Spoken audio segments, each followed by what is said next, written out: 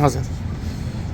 सबसे पहले आपको शिवरात्रि के इस पावन पर्व की सभी को जो है शुभकामनाएं और भगवान शिव की मेहरबानी हम सब पे बनी रहे, हमारे क्षेत्र में बनी रहे।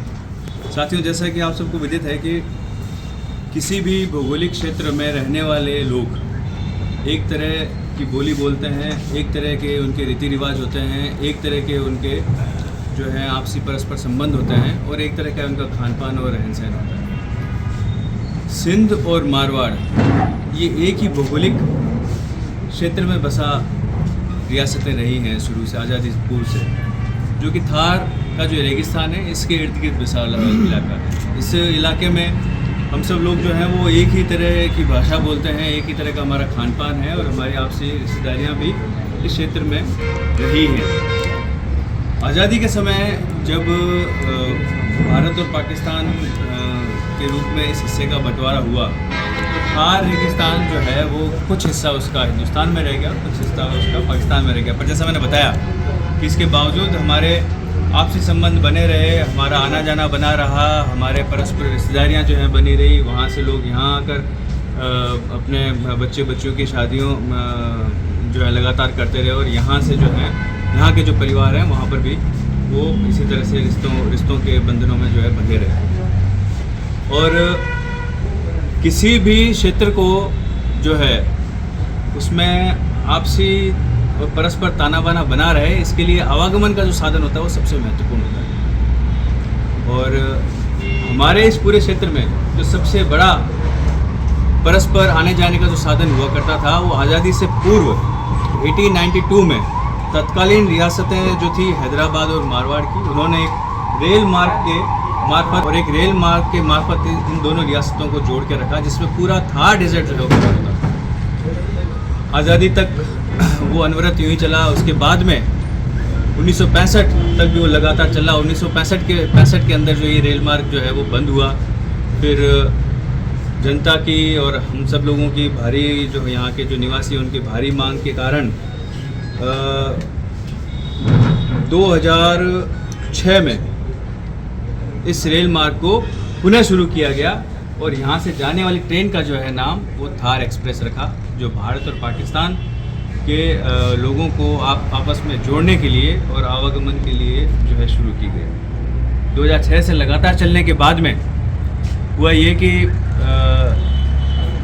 पिछले कुछ साल पहले किसी कारणवश जो है इस ट्रेन को बंद कर दिया और दोनों देशों का जो आपसी परस्पर तनाव था उसके कारण से जो इस क्षेत्र में नहीं कहीं और था, पर इसके बावजूद जो है वो आवागमन के रास्ते बंद किए गए। पंजाब से भी बंद किया गया, हमारे यहाँ से भी बंद किया गया, अन्य जो साधन थे उनको बंद किया गया, परंतु उन सभी साधनों को फिर से शुरू कर दिया गया।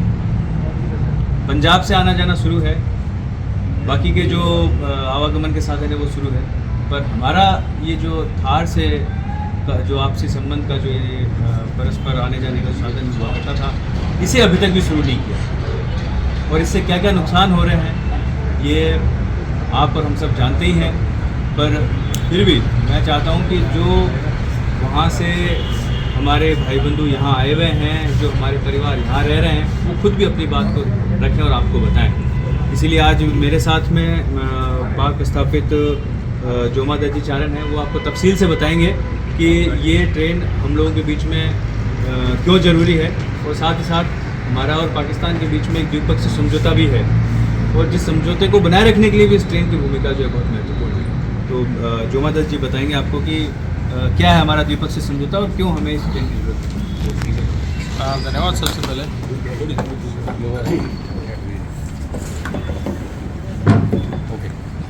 सबसे पहले तो 1892 के अंदर जब एक ट्रेन की ज़रूरत थी तो आप इस दोनों इलाकों की महत्वता इस बात से समझ सकते हैं कि उस ज़माने में भी एक ट्रेन चलाई गई थी जो लोगों को कनेक्ट करती थी और अगर आज देखा जाए तो उसकी कई गुना ज़्यादा ज़रूरत है। लेकिन ये बहुत एक दुर्भाग्यपूर्ण है कि इसको 2019 में और 65 साल के एक बड़े संघर्ष के बाद जो ट्रेन शुरू हुई थी उसको 2019 में एक छोटे कारण के कारण ये बंद कर दिया गया और बंद तो हुई, लेकिन इसके साथ और भी साधन बंद हुए थे लेकिन वो चालू कर दिए गए, लेकिन ये ट्रेन आज भी बंद है। अब सबसे पहली बात ये है कि ये सिर्फ ना लोगों को जोड़ती है, लेकिन ये बहन बेटी का भी इससे रिश्ता है। इससे जो है वो कई हस्बैंड वाइफ भी ट्रैवल करते हैं। इससे जो है वो माँ को बेटे से भी इसने जोड़ा है।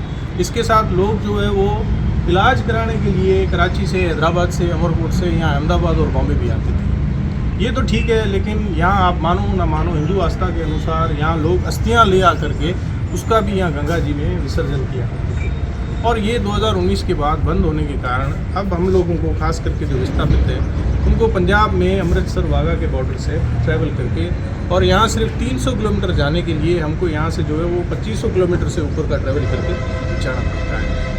एक 1974 के अंदर उस समय श्रीमती इंदिरा गांधी जी की सरकार ने पाकिस्तान के साथ एक समझौता किया था जिसको protocol on visits of religious shrines नाम से कहा जाता है।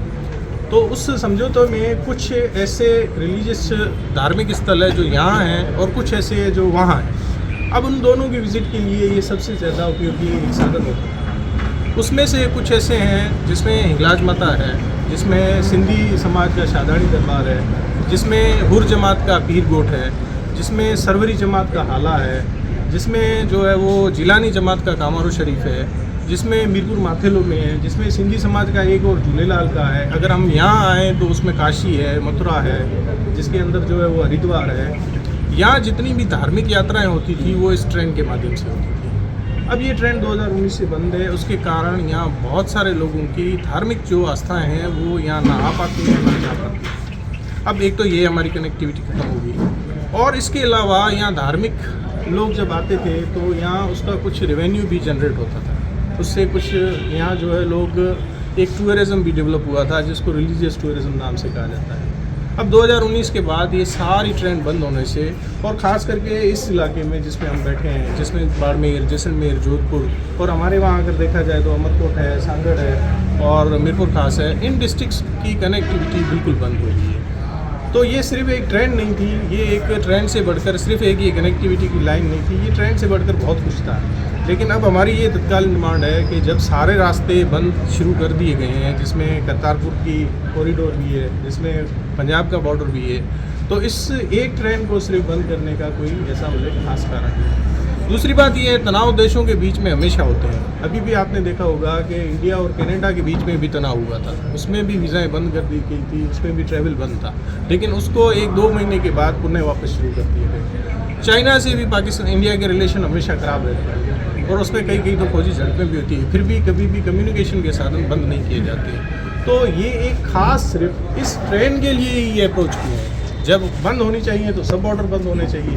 तो हमारी यही डिमांड है कि ये एक सिलेक्टिव अप्रोच ये नहीं होनी चाहिए, इस ट्रेन को दोबारा बहाल किया जाए। अब कुछ हमारे यहाँ लोग हैं जिनके परिवार डिवाइडेड हैं, वो भी आपको इसके बारे में कुछ बताएंगे। जैसे मैं मंगूराम जी को